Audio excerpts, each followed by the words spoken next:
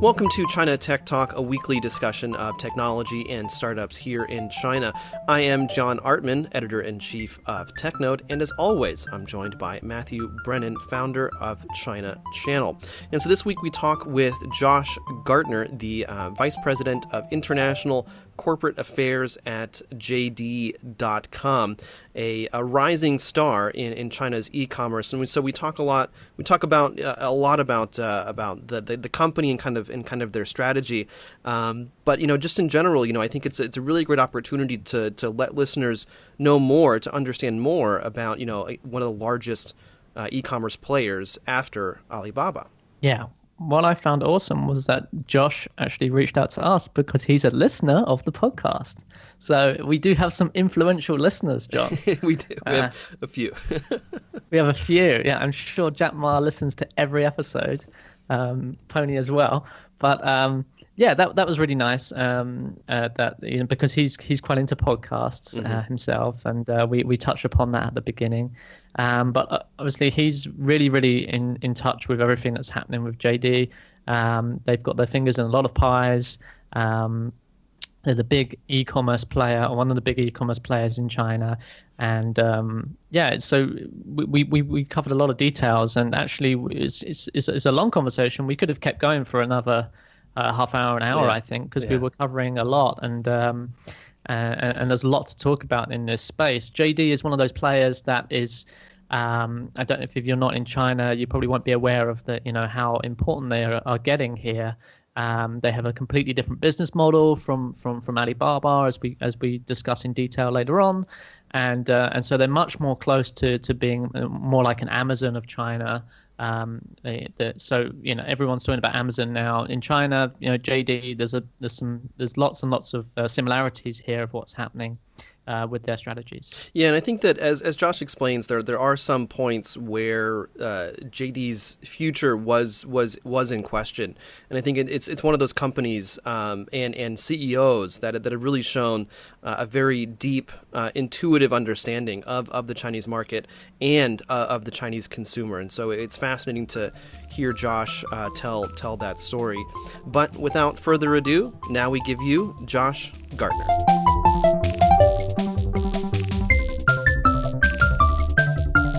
Well, Josh, thank you so much for taking the time to join us. Yeah, thanks for having me on. So one of the first questions that we like to ask all of our guests is, what's your China story? Tell us, how did you get here, and what have you been doing? Yeah, sure. So I was thinking about that question because obviously you guys always open with it, and I guess my story's pretty different from a lot of the other folks that you have on, a lot of the other China people that you run into out here. So a lot of people start saying that when they were young, they were really into China, and they always knew that they wanted to go to China, or they had a family connection or whatever it was. So as I was listening to the recent episode with Kaiser and he was talking about it, I was thinking that my story's kind of the opposite. Not that I had any aversion to China, I just didn't spend much time thinking about it. So when I graduated college in 2001, I had no China background. I had actually spent semesters abroad in Scotland and South Africa, and I wanted to continue to be abroad, but I didn't exactly know what I wanted to do. And there was a woman who was recruiting to teach English in China on the Duke campus, and it was supposed to be in Chengdu, and so I signed up to do that. And as it goes, I pretty quickly figured out that it was basically a fraudulent program. But by that time, I was already pretty excited to go to Chengdu, and I had done a bunch of research. So I ended up going and teaching at a university there, and I was there for 2 years, and then I spent time in Dalian for a year, and then back in the U.S. for a few years, and I was in Beijing for 10 years before I moved back about a year ago. So obviously with JD, I'm back and forth pretty frequently, but as of a year ago, I'm now based in New York. Okay. And so also one of the things, I think that that when you and I first started talking, I was like, Josh Gartner. I knew that I recognized that name, and it turns out that actually you used to do some podcasts previously as well. Yeah, I did. So I got into podcasting pretty early in terms of listening. So probably, yeah, like 2004, 2005, when it was essentially just radio programs that were just put online, but usually in pretty short segments. And then when I was working at the American Chamber of Commerce, right around the financial crisis, we started a podcast whose name I cannot remember, but China Business Insight or something like that. And I did about 100 of them for the chamber. We had Huntsman on a bunch of times. We had all sorts of people. It was pretty amazing because podcasting wasn't very big then, but I almost never got turned down, even when I was asking pretty prominent people to come on the show. And, you know, you just said, I have a podcast and I want you to talk for an hour. And I guess people just like to talk. So I did about 100. I did about 100 of those. And then when I left the chamber, I started my own, which was called China Policy Pod. And I did a lot fewer of those. I did about 20 of those. And it pretty much coincides with the birth of my son when I stopped doing it. So as with many things in my life, I've managed to time things out perfectly so that I got out just as everything was collapsing in podcasting, and now they barely exist. Well, it's funny to hear you say that because I think it's almost the opposite. Where I mean, like there's more and more podcasts these days, right? right. Yeah. No, that was very tongue in cheek. Yeah. Oh, okay. Yeah. That sarcasm did not come through at all. I'm sorry. Yeah. No, I'm British. I got it. Yeah. Yeah. So I mean, I stopped doing it sort of when it was still pretty fringe. So I think John, you were telling me that you used to listen to it, which shocked and amazed me. And you actually remembered one of the stranger episodes that I had with my friend Chuck, who has his own story. But that whole episode was just about a guy in New York who loves Chinese TV shows. And he went through a whole bunch of Chinese TV shows and tried to convince me that they're better than Breaking Bad and everything like that. So it was funny that you remember that one. Well, I think it was great at the time because I mean, back then, I was working at China Radio International, and I was big into podcasts. Still am big into podcasts. And at the time, there just weren't that many China-focused ones. Obviously there was Sinica with Jeremy and Kaiser, but it wasn't enough, and I wanted more. And then someone maybe on Sinica or somewhere else, I heard about China Policy Pod, and so of course I'm hungry for information about China, and then subscribed. But I think that episode really kind of stood out mostly because it was just a really great look into Chinese culture, from the perspective of a Westerner, someone who as you say, was living in New York, didn't really have much of a touch point with Chinese culture except for these TV shows. But then, it was just amazing to hear him talk so in depth about, what makes these shows so great and why he liked them. Yeah, the irony is he's actually moving out to China next month for the first time. So all these years later. Well, we'll have to figure out if we can get him on, Matt. Yeah, let's do it. So back to you, Josh. Let's talk a bit more about your involvement with JD and Jingdong. How did you join JD and why? And what was that process?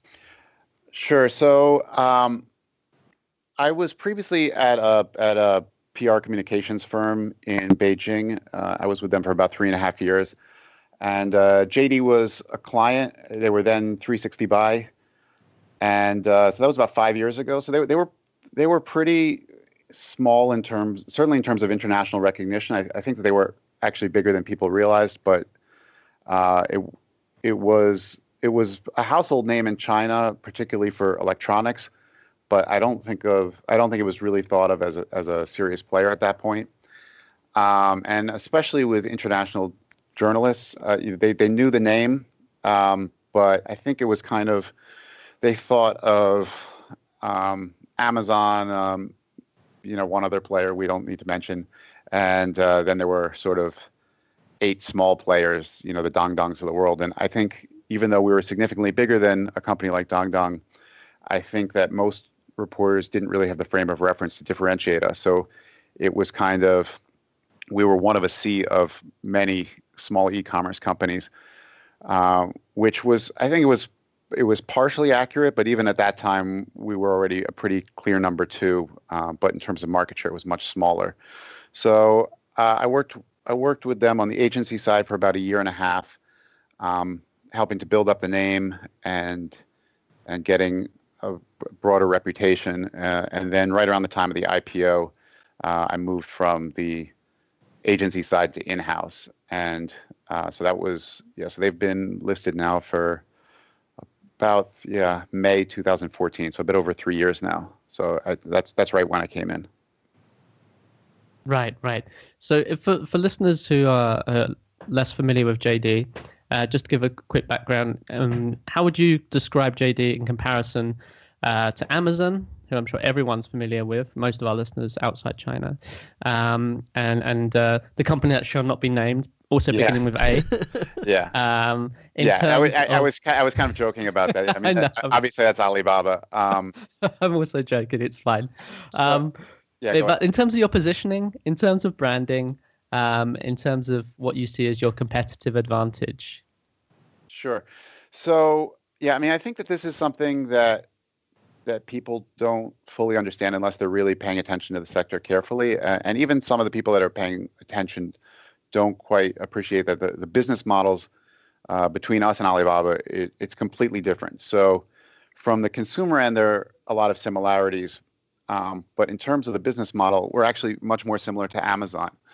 So if you look at the business, it's really a retail business. It's not primarily a marketplace business, and that's what Amazon looks like.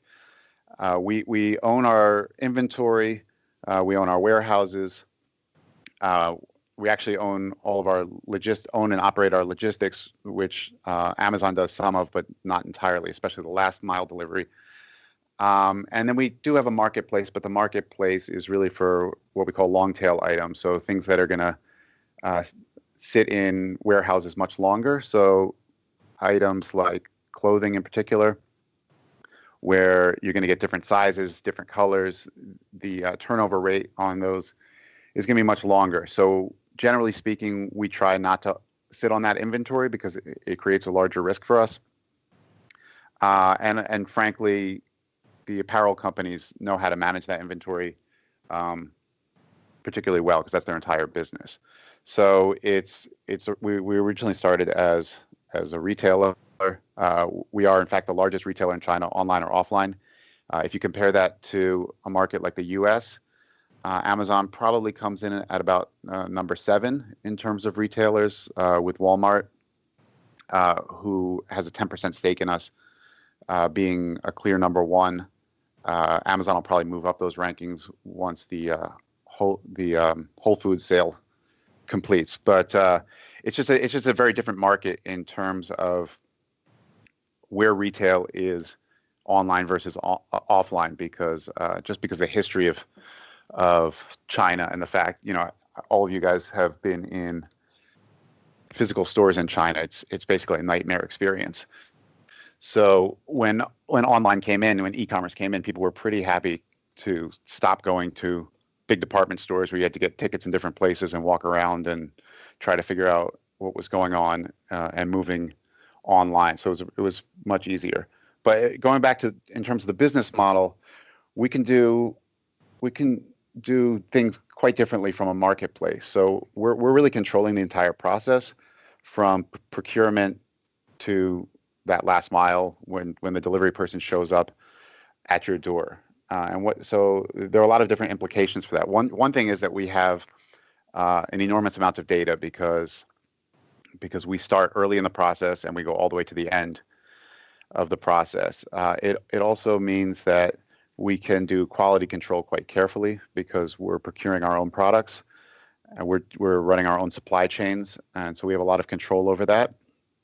It also means that as we scale up, and we get economies of scale pretty quickly, both in terms of logistics and in terms of sourcing. So, as we were increasing our market share in different categories, we have much greater pricing power, which gets passed along to consumers. It also helps in terms of margins. And if you're looking at something that's a pure marketplace with a lot of sellers, you're not going to get, you do get a social network of what's the term I'm looking for? A network effect. I'm sorry, network effect. Yeah. But what you don't get is the economies of scale. And so I think people don't realize how different our model is from a pure marketplace model, but it really does matter in terms of scale, in terms of data, in terms of efficiency, and in terms of things like delivery speed. Yeah, and that's one of the things that I wanted to ask about as well, because I think that as you were describing, one of the main differentiators is the fact that for most orders, you guys are involved from the beginning all the way to the end. From when the customer orders to the actual delivery.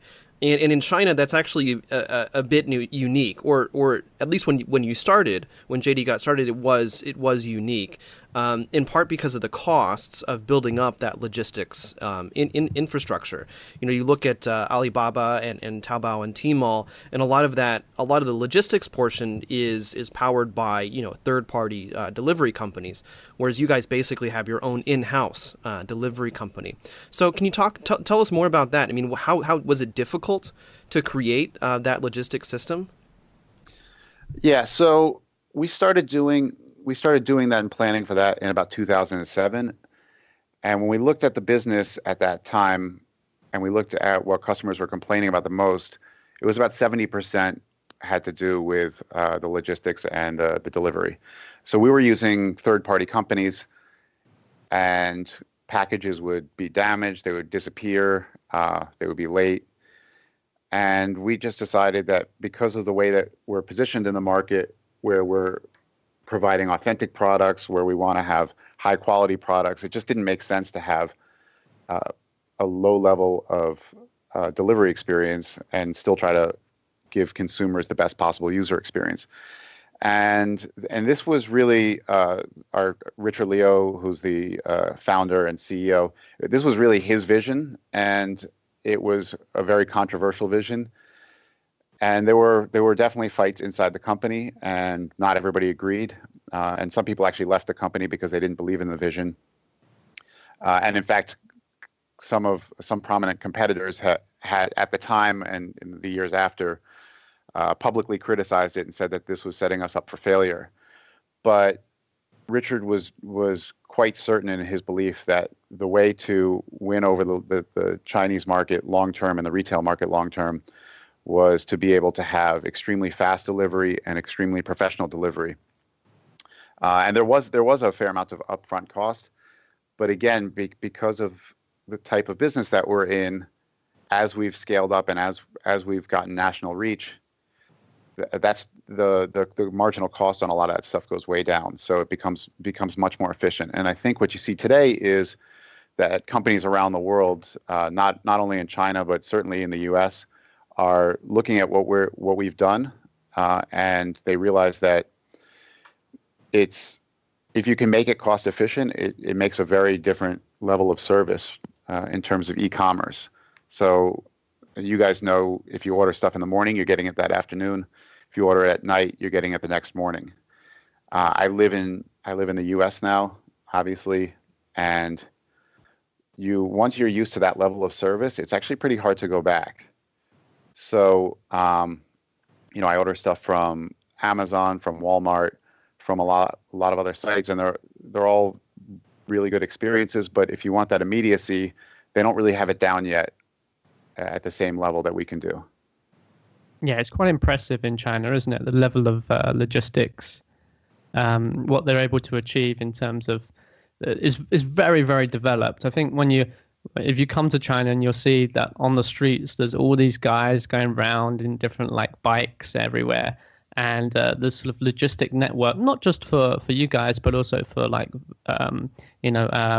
eating out, what we call Mai, where you buy food and it gets delivered to your house, and things like that is really, really impressive. And obviously the scale of the market and the fact that these cities the mega cities in China are the population density is sort of lends itself to it quite nicely as well. Yeah, and it's also interesting because I mean a lot of the development of these logistics companies, including JD's, I think one of the big differences is that because the state run postal service is very inefficient. I think even Jeff Bezos when he looked at the China market, at first he thought that Amazon could do the same thing using the local postal system, but unlike in the United States, the postal system here is very undeveloped and very inefficient, and so because of that, businesses like Jingdong, but then also courier companies sprouted up in order to fill in the gap of that inefficiency, and so I do have to wonder if the Chinese postal service was better at the time, how well developed the courier system would be right now. Yeah, I mean, I think that's a good point. There are a lot of analogies that are that are useful. I think one of them, you guys have talked a lot on your show about going directly from no internet to smartphones, and that's why smartphones and mobile is so prominent in China and Southeast Asia and some other regions.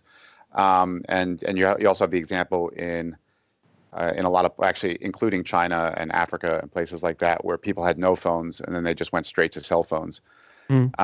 And so the fact that you don't have these services in place allows you to just sort of skip ahead. And so when we were looking at it, if there had been a DHL or a UPS or a FedEx that was really good in China, I think that there's no question that we would have looked much harder at going that route. But because that was absent in the country, we felt that we needed to build it out entirely. So an e-commerce company in the U.S. would never have done that 15 years ago because it would be crazy, right? It's just duplicating a system. So I think that actually, over the long term, because we were able to build it out correctly, gave us a huge advantage, but we were forced into it in a way that you wouldn't be in another market.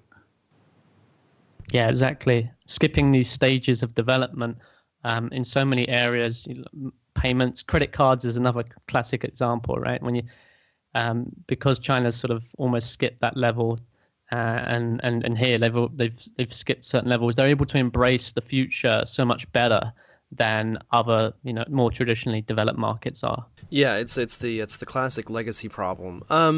But coming back to JD in particular, so this is kind of been a bit of a confused area for myself, because I remember originally it was called 360 Buy, and then I think the website even at that time was jingdong.com. So tell us about the process in terms of the naming, and what was the discussion like when choosing between 360 Buy and Jingdong? Right. So yes, this was something that was always confusing, and I think from a branding point of view, it wasn't very helpful. So you had Jingdong Shangcheng, right? So that was the e-commerce site, and that's where Jingdong comes from. But then there was also this 360 Buy name, which was particularly confusing because there were a number of other companies in the market, including Qihoo, that sometimes use 360 in their name. So I think there was a lot of confusion about it, and when you're going to change your name, you just want to simplify, right? So if you have Jingdong, JD.com's it's easier to remember. It's 2 letters, and it's easy for international audiences. We were about 15 months ahead of the IPO. So I think just overall, we needed to have a single brand, and we wanted to be as simple as possible. And from my perspective, I was extremely happy when we switched over, because I had so many conversations trying to explain which company I was working for. So I guess, I mean, where does the name Jingdong come from then, and what does it mean? There is a founder story behind this. So the Dong is definitely from his own name, Liu Changdong, and it's probably not my place to explain the rest of the story, but I'm sure Richard would be happy to explain it to you.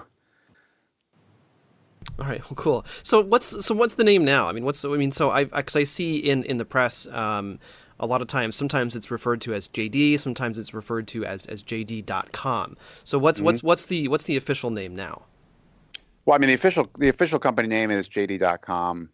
But I think if you look at a company like Google, if you look at something like their earnings release, they actually refer to themselves as Google.com some of the time, but nobody calls them Google.com. I think for us, we still have to use JD.com a little bit more because people aren't as familiar with us. So if you just say JD, it can be confusing to audiences that aren't as familiar with us. But a lot of times what we'll do is we'll refer to the actual shopping platform and the actual shopping website as JD.com. And we're increasingly using JD sort of as a corporate moniker. Right, makes sense. Yeah, several companies have that issue. But a good thing for you guys is that increasingly when people refer to BAT, now the term BATJ is cropping up a little bit more. What do you think about it being included along with those guys in this an acronym? Yeah, sure. So I think if you're looking at the tech space, it's pretty clear that we're one of the four largest. And so, I mean, our market cap's right about 70 billion as of this recording. We were for a little while poised to overtake Baidu, which was written about somewhat widely. Baidu had a great quarter, and so they're pretty close to their all-time high. But I don't really think that whether or not they're ahead of us or we're ahead of them really matters as much as what's going on in the space. And we partner with Baidu a lot. When we partner with Tencent quite a lot. They're our largest shareholder. We partner with Alibaba never. But so I think it's really looking at what we're doing in the space in terms, and we're doing a lot of different areas. So we've gotten into logistics. We have a finance business, which for regulatory reasons is in the midst of a spinoff. It's primarily not payments, but I mean, our reach is pretty broad. We're doing things in Southeast Asia as well. So I mean, I think in terms of who the big players are, I think it's pretty clear that we're in that conversation. I think that there are two things that I think have made it a little bit confusing. One is that we grew very quickly, much later than some of these other companies. So Baidu listed, 10, 15 years ago, I think 2003 or 4. So that's when we were really becoming an e-commerce site. Tencent's been around quite a long time. Alibaba's been around quite a long time and was listed originally in 2007. So I think this group of 3 companies was kind of cemented a long time ago, and people don't necessarily change their views very quickly. But I think what also complicates it is that in 2014, Tencent bought into us, and they took a 15% stake at the time, and then had an additional investment at the time of the IPO, which brought them up to about 20%. So I think that does complicate things in people's minds. That we are very closely related to Tencent, even though we grew up organically and we were already of a pretty large size by the time they bought in. But I mean, if you look at the future, it's pretty clear that we're a pretty strong player. Yeah, there's a lot of really interesting things that you guys are doing right now, in particular with a lot of the O2O retail and things like that, which we can talk a little bit about later. But you're just talking right now about how Tencent is the largest stakeholder in Jingdong. So so what is it like working with them? How involved are they in the business, and what was the logic, do you think, behind them taking such a large stake in JD? So that deal took place, like I was saying before, in 2014. It was a few months. It was after we had already started the IPO process, so they knew where it was going. But they had a few different businesses, including Yixun, in the e-commerce space, that were doing okay. But I think that they kind of saw the writing on the wall that they were operating in a space where they didn't have the expertise. They had, Tencent is arguably the smartest internet company in the world. So when they were looking at an area where they didn't have strength, I think that they thought, well, why don't we just partner with somebody who is hitting scale and turn over that e-commerce business to them, and we can offer them so much in terms of social media, particularly with WeChat, and to a lesser degree mobile QQ. And it was pretty easy in terms of the logic. For us, we gained access to an enormous number of mobile users in particular, and during various quarters, we've broken out what percentage of our new users come from WeChat in particular, and it's tended to be 25 to 35% of first-time customers, and particularly around major sales, we've gotten it up as high as about 50% for Singles Day, not this past Singles Day, but the year before that. So you're talking about tens of millions of new users coming onto our site and shopping with an integrated payment platform. So for us, it was a pretty easy decision to make. I think for them, it was a pretty easy decision to make. And we integrated eShun into our business, and basically now that's part of our main shopping platform. So the synergies were pretty clear. Right. I mean, JD is integrated into WeChat in a couple of places. In the wallet, I think it's on Discovery as well. And is the wallet the main traffic source?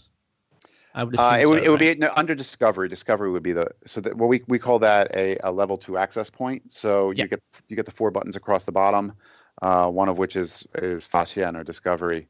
Yeah. So that's a level 1 entry point. You click through there, and then there's a shopping button on there. The shopping button is just us, and that's where we're going to get a lot of the traffic. Also around major sales, people tend to post things in their moments. So if they got some great deal on, let's say, imported milk or something like that, they'll stick it up, and everybody has thousands of connections on WeChat, and you can just click through, and you don't even have to be signed up because all your payment information's there. There's so much data across from WeChat, and then with us, you can just make that purchase in the WeChat app, and then we'll usually give an incentive to download the app and start buying from there. Yeah, I've seen a lot of that. So I guess, so how involved is Tencent in the business, and what's it like actually working with them? I think that Tencent's pretty involved in specific areas like mobile marketing, and obviously the WeChat connection, and so we have folks down in Shenzhen working with them. So in those kinds of initiatives, I think that there's a lot of cooperation. The companies are quite friendly. Obviously, they have a seat on our board. So we've done a lot in terms of how to use people's moments and things like that for marketing. It's been very effective. They're a pretty unique company, and in terms of their ability to identify new opportunities and see what the future looks like, they're pretty singular.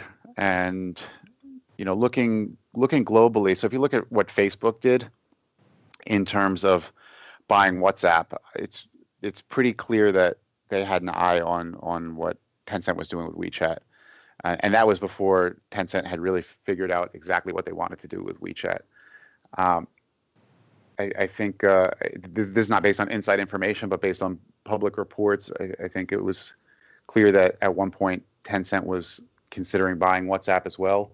Mm-hmm. And Facebook came in, and I think they paid reportedly double what Tencent was thinking about. So, they're always at the forefront in terms of what's going on in mobile, what's going on in social. And the way that we've been able to integrate the social and mobile together, I think is pretty much the envy of the world, not to put it too bluntly. But I think that when you're looking at shopping efforts by Google, the e-commerce players in the U.S., Facebook, I think that they're all to some degree, looking at the model of what we've been able to achieve in terms of completely integrating e-commerce into WeChat. Yeah, it's very impressive. And quite unique. No one's been able to get anything close to what's on in terms of a seamless experience. What's available on WeChat. I think there's a variety of factors pushing that, though, right? I mean, yes, Tencent certainly has a strategy, and they've implemented very, very well. But then there's cultural factors to do with China. Things like the lucky money, for example, or just the fact that people like to mix business with social, culturally more in China, that sort of give them an advantage as well. Yeah, I think that I think it's completely true that all those factors that you mentioned, that there's a preference for mobile. On WeChat, obviously you have all your colleagues, you have all your friends as well, which isn't always the best scenario especially for Westerners in China who are less comfortable with that. But I think even within that, there are plenty of players in the space. I don't see a lot of people shopping on Laiwang, so I think you have to give them a lot of credit. Sure. Well, let's talk about something a little bit different here, which is, JD, you guys recently launched a smart speaker. And so that's really interesting, especially given what Amazon's done in this space. Could you talk a little bit to this new development? Sure. Although I should correct you on one point, that it was actually originally launched more than 2 years ago. So it's been on the market a while, and we actually have about 80% of the market share in China, which is still a fairly small market for smart speakers, but it's pretty far out front in terms of that. And I think there are a lot of players coming into the market, both in terms of e-commerce players, but also hardware makers as well. So what we've done, we actually cooperate with Baidu on some of that in terms of the content. So things like the music is coming from Baidu, and I think some of the news streams as well. And then we also have a wide variety of smart products. We have over 100 smart products on the site that can be integrated into that system, or naturally integrated. They have the language to work together. So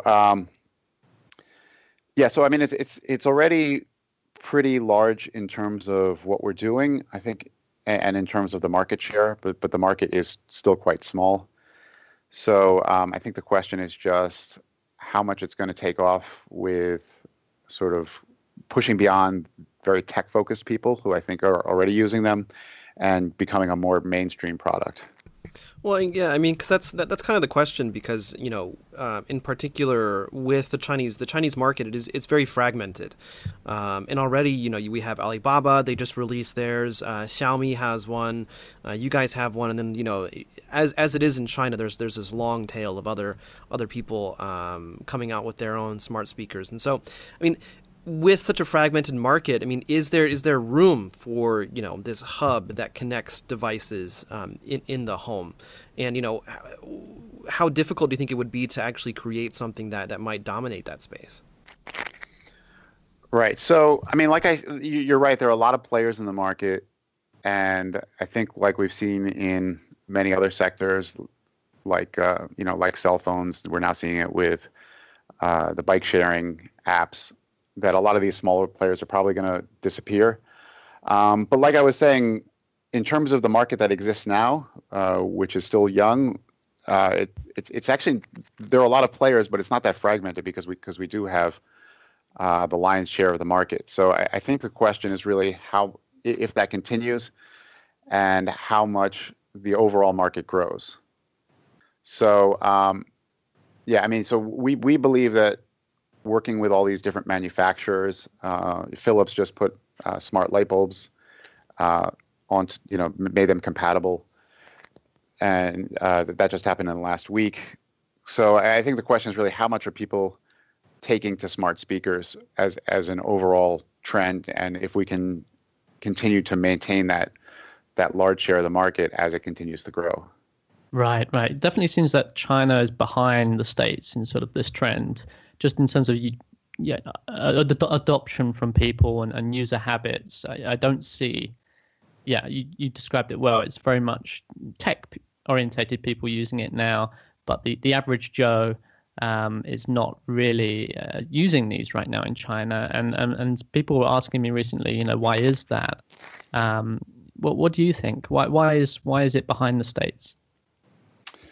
I don't know if I have a great answer for that, but I mean, it may just be that people are, they're so focused on their smart devices. I'm sorry, not their smart devices, but their mobile devices, that you don't necessarily need something else in the room to make it more convenient. I mean, this is just a guess, but if you're more tied to a physical computer, that extra step of, this may be a similar thing where people are just happy to go directly to a voice activated system. Whereas if you have your smartphone on you at all times, you can get most of the information you need. I don't know. That would be my guess. I'd be interested to hear what you guys think. I mean, I have to wonder for my part, at least, how much it has to do with people spending time at home. Because I was thinking about this recently, and whether or not people, and I know that there obviously is the Jianan Jianyu, kind of the homebody movement with a lot of younger people, but I have to wonder, if like how much time people actually do spend at home in China, because you're thinking about if you're a young person who just moved here looking for a job, maybe you're living in a house with 3, 4, 5 other people. If you're fairly settled in, middle age, middle class, it could be that your parents or your parents-in-law are also living with you, and so you might actually just be looking for as many opportunities as possible to get outside the house, so that way you're not that way you have a bit of space, perhaps, or at least like you're not just kind of stuck inside all cramped together all the time. So I do have to wonder if maybe that's part of it, where people just don't spend that much time at their home, and because of that, they don't have that many smart devices that they would need kind of a hub to manage. Yeah, that's a good point, John. I've also felt that as well. It's a nice articulation. Also, yeah, what you alluded to, I think, is also a good point, that Chinese are just obsessed with the phone, right? The phone is just the center of everything. I think there's also aspects when you look at mobile payments, for example. NFC hasn't really taken off. We've got a much simpler system here in China with the QR code, and that's in part because people don't like to invest in equipment unless it's got a very, very clear value add. And if you already have a phone, just removing and then there's a question of, well, does it really remove friction? For Chinese, when they buy stuff on their phones, it's so convenient. It's like a couple of taps. As we've just discussed with the integration of JD and WeChat, for example, it's very frictionless experience.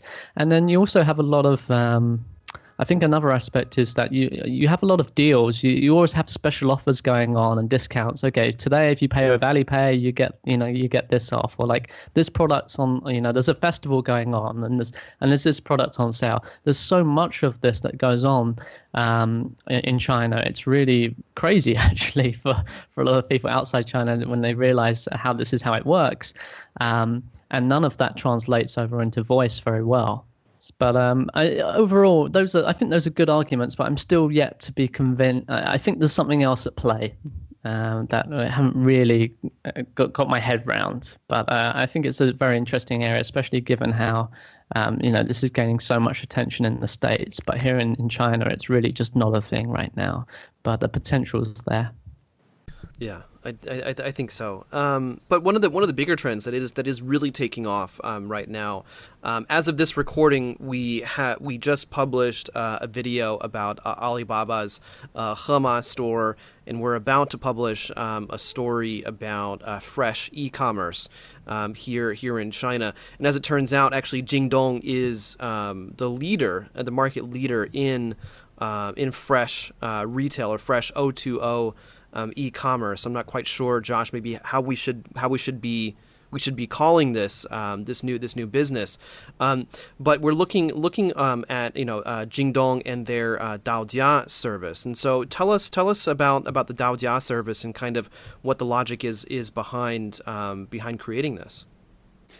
Sure. So we're going to have to get slightly into the weeds for a second, just to explain that the Daojia business. So JD Daojia was started a few years ago as a business unit within JD.com, and about 15 months ago, it spun off into a JV with another company called Dada, which is like a YMI kind of player, basically a crowdsourced delivery company. So the new company was cleverly called New Dada, and so that's the two companies together.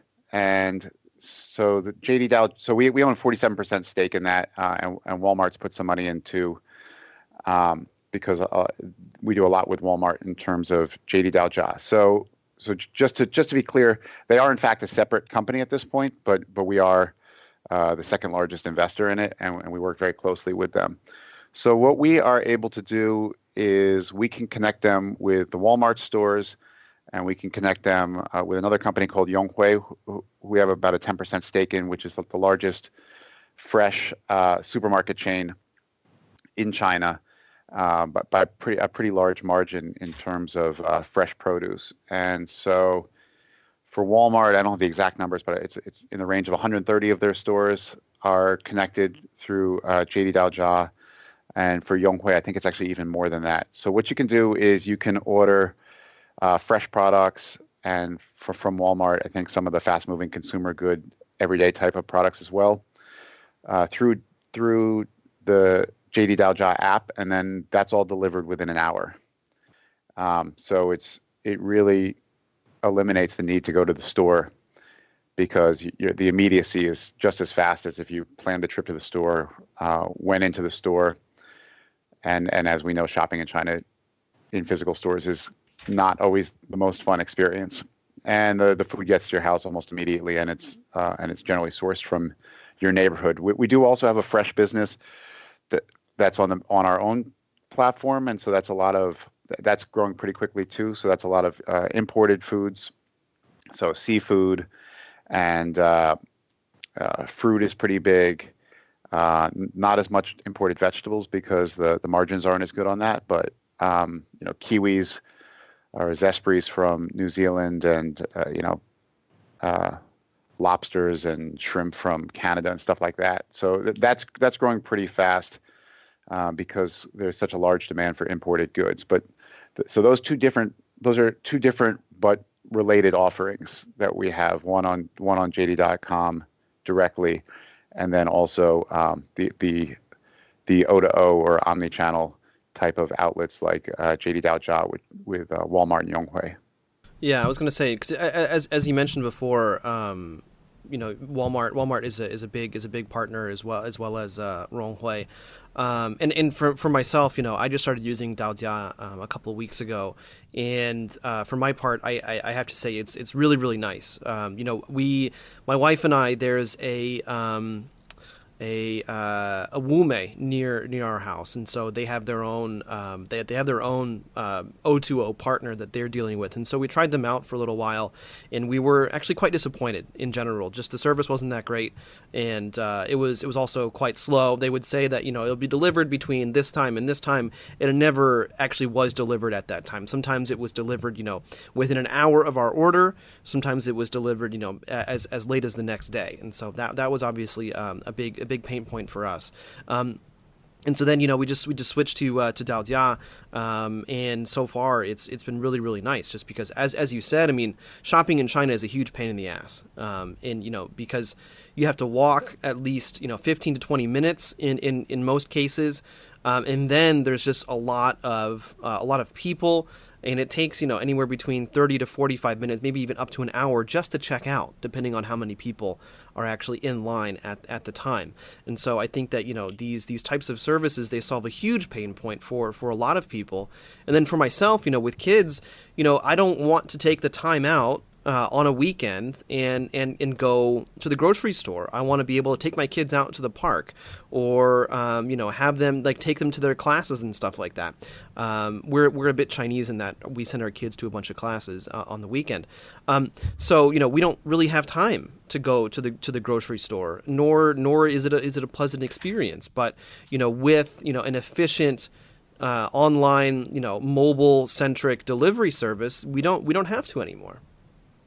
Just out of curiosity, who is Wu Mei's partner? They're called Duodian. Okay, yeah, I've seen those guys around. Yeah, but yes, I'm not quite sure what the relationship is between the two of those. But it was Wu Mei doing all the fulfillment, and Wu Mei actually was doing the delivery as well. So I think that was one of the problems with them. Yeah, I've also seen Daojia promotions here in Chengdu.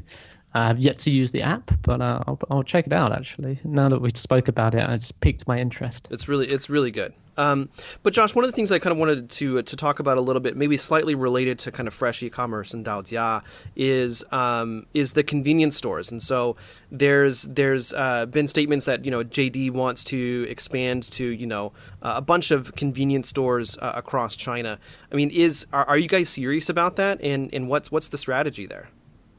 Yeah, I think that's pretty serious. But I think it's important to understand what that model is, because when you've read some of those articles, you may have the impression that we're opening up tens of thousands or hundreds of thousands of physical stores, and that's not what the model is. This is really a franchise model, and so I think what it's more about is supply chains.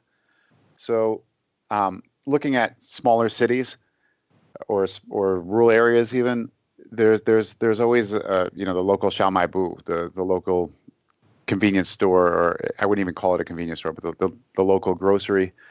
And the products there tend to just sit there a long time because there's not a huge amount of demand. And because there aren't that many customers coming through, they're not going to stock that many items. And they're so far down the retail chain that they're going to end up going through multiple distributors and middlemen along the way, which one means that the prices tend to go up pretty sharply. And it also tends to mean that you can end up with counterfeits or low quality products getting into your supply chain, even if you're not doing that on purpose. The more hands that you have on it, the more likely that is to happen, particularly in China. Yeah. So we can do that directly with them. They don't have to worry about all the middlemen, because, like I was saying earlier, as the largest retailer in China, we have the economy of scale that we're able to give pretty competitive prices that middlemen aren't going to be able to do, and they're going to be confident that it's high quality products. So for the end consumer, they should be able to get wider variety of products at better prices and a higher degree of confidence in the quality of those products, which is essentially the major argument for JD.com online to begin with in the smaller areas. But we also get branding out of that. So those stores will be branded as JD.com stores, which should push people online. It's probably going to be particularly effective in areas where people are not necessarily shopping online already, and there'll be a wide range of products that they're not going to stock in those stores that they can then buy online. Right. There's been a lot of talk of what Amazon's been doing in the States, maybe that huge acquisition of Whole Foods. What's your opinion on that, Josh? Was that a smart move? There seems to be, while we're talking about this area, I thought we have to touch upon that because there's just been so much talk. What's your assessment of what they've done there? I mean, I think in terms of strategy, it looks pretty similar to like what we did with Yonghui. I mean, it's a bit of a different segment in the market. The Whole Foods business is pretty high end. Yonghui is kind of everyday fresh products. So, I mean, I think in terms of the logic, that makes a lot of sense to us. I mean, I think everybody looks at everybody. If any company that's smart is looking at everybody else, so I would be surprised if they didn't look at what we're doing, what a lot of other companies are doing in terms of investing in physical stores. So, I mean, yeah, I'm not going to specifically comment on that, on their strategy or the, whether it was smart or not. Obviously, Amazon's a very smart company, and Whole Foods is a very strong brand. But, in terms of integrating those physical stores that are in your neighborhood into an e-commerce offering, I think that's something that we're pretty familiar with. So yeah, so speaking of sales and acquisitions, Walmart sold Yihaodian to JD just last year. So for you guys, what was the logic there? Was it more of a defensive move, to make sure that Alibaba or some other e-commerce competitor could kind of move in and try to eat your lunch? Our business has always looked to the Walmart model in the sense that it's really about scale and building out a large retail platform and getting synergies from that and getting economies of scale from that. And in fact, long before we partnered with Walmart, every employee at the company received a copy of the Sam Walton book in Chinese, and then was told to read it over the weekend. My copy, as was all of my colleagues' copies, it was in Chinese. So asking me to finish it by the weekend was a bit of a tall order, which I have to admit I did not do. I did make my best effort. I got through about 20 pages, but then gave up. But the point is that Walmart's always been a company that, in terms of the way that they run their supply chains, in terms of the way that they look at the business of making sure that they have, very very good everyday low prices. That's always been something that we've looked at. So it was a pretty natural fit. For Yihaodian specifically, that's what we call a 1P model, which means that it's primarily a real retailer. So I don't think that a pure marketplace would make much sense to buy that. So I think that was probably less of a concern in terms of being defensive, but I think that it offered us a lot of advantages in terms of where they're strong. They're particularly strong in the Shanghai region, where we've traditionally been less strong. They're particularly strong in fast-moving consumer goods, which is products you're going to buy every day, which are pretty high frequency. So soap, toilet paper, all that kind of stuff, and also in the fresh food business to some degree. So I think as far as looking at where they were strong and where we were less strong, it made a lot of sense in terms of the kind of business model that Walmart has. That made a lot of sense for us. And I think as you've seen in the year since, that we don't generally just do kind of straight investments or straight acquisitions. We're going to partner with those companies. So we've already talked about everything we've done with Tencent. And if you look at what we've done with Walmart, you're talking about what we've done with JD Daojia, connecting their physical stores to our network. We now have Sam's Club on the site, which is doing extremely well. That works very much with our brand because it's positioned higher end of the market, both here and in the U.S. We have a Walmart store. We have an Asda store, which is a UK retailer, and then we have stuff on the cross-border site as well. So it's actually 5 different stores that are on JD.com, and then we've also connected their physical stores to our network. So for them, it makes a lot of sense because rather than having to have customers walk into the stores, they now have the reach of our 235 million users, our logistics network, our O2O JV, and for us, we were able to partner with the world's largest retailer and reach into a lot of those markets where we had lower penetration. Yeah, makes a lot of sense. Josh, as a final question, you guys have recently, there's been some really interesting pictures actually online of some of the stuff and videos as well of what JD's been achieving with drone deliveries and also in terms of autonomous delivery vehicles. Can you tell us a bit more about that? What are the plans here, and what's the sort of vision for JD putting so much effort into this? Sure. So we have an operational drone program now, and that is primarily going to rural customers, or I should say entirely going to rural customers. And that's in 4 different provinces where we have permission to operate.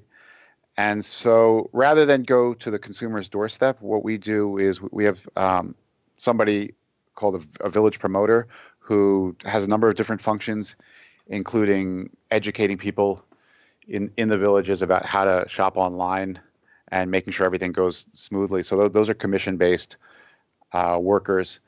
And what we will do is we'll have the drone go into their courtyard.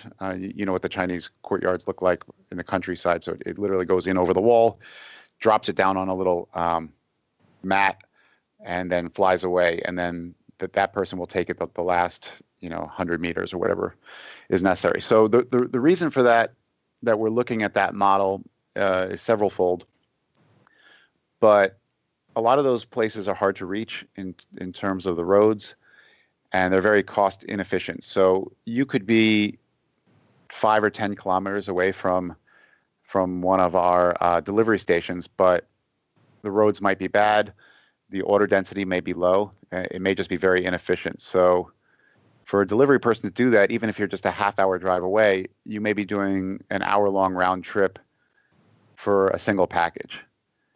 But with the drones, you can have it go out there. It's probably only going to take 15 minutes to cover that same ground. It's going to come back. The marginal cost is quite low, so it's pretty efficient. It's not on a mass scale, but we've been doing it now for well over a year, and we've done thousands of runs that actually go to customers. So, it's on a decent scale for where we are, but it's certainly not national yet. Then there's another piece of the program that's a little bit earlier on, and that those are the much larger drones, and that's a very related program, but it's a different model. So you probably saw the news a couple months ago that we're looking to build drones that can carry up to a ton or more. So that's a very different kind of project in terms of applications. We're not going to drop a ton of products in a villager's courtyard. But what we can do is we can move it around provinces more efficiently, from warehouse to warehouse, or even potentially longer term across different provinces. And that could greatly increase our efficiency as well. So in the kind of retail model that we have, everything's about efficiency. And I think that's actually something that's very important to look at that people don't appreciate. When we talk about same-day delivery, same-day, next-day delivery, and 1-hour delivery and things like that, I think what people what they associate in their mind is just these huge teams of guys driving around on a Sanlunche, right? The electric tricycles, as I believe Paul Moser coined the phrase a few years ago. So that's only the very end part of it. I mean, what's really allowing them to get to your doorstep that quickly is all of the technology on the back end in the warehouses, and making sure that the orders are being that. I'm trying to think of how to explain this better, but you have to have very efficient warehouses. You have to have the right products in the right areas. You have to know what people are going to order before they order it. Within the warehouse, you need to have the products grouped together correctly. So if you make an order and you have 15 different products, and we have to do 15 different deliveries because they're not all grouped in the same place, that's massively inefficient. So if you can go from 15 even down to 3, that's already an extremely beneficial efficiency that we're getting. But if we can get that down to 1, then that's another level. And so when you look at these drones, it's all about efficiency. And when you're hitting scale as a massive retailer, everything that we're looking at is how can we be more efficient? How can we use technology? How can we use AI? How can we use mechanical technology and robotics to make that entire process more efficient? Yeah, it makes a lot of sense. It makes a lot of sense. I should actually. I think I may have credited Paul Moser with that expression. It may not be him, but I'm sure he won't mind. he may not. But whoever actually did coin it may send angry emails. Right into the podcast if you coin the phrase. Exactly. Hit us up on Twitter. We certainly won't mind. But so actually the last question that we do want to ask you before we go is Josh, where can listeners find you if they want to reach out or if they want to keep up to date with what you're doing? Sure. So I mean, JD has lots of different things. We're on Facebook, on Twitter, we're JD_corporate. We have a LinkedIn page, and we actually put up a number of thought pieces from executives on that, which is a pretty recent development. That stuff's pretty interesting, especially if you're in one of those fields like robotics or some of these sort of more vertical areas. We have folks from our logistics team and some of the other areas. Richard's put up one on CSR. So you can do Twitter, Facebook, LinkedIn. We're on Instagram as well. You can follow me personally at Josh Gartner. That's on Twitter. That is not a reflection of the company's positions, but if you're interested, you can follow me as well. Well, that's great. All right. Well, Josh, again, thank you so much for taking the time to talk a little bit about yourself and about Jingdong. It was very interesting. Yeah, thanks very much for having me. And if you enjoyed this episode of the podcast, we'd really appreciate it if you took about a minute or so to leave us a review on iTunes, or if you're on Overcast, you can just hit that little star button right next to this episode, or if you are using Pocket Casts, you can recommend this episode to your friends. We really, really appreciate it.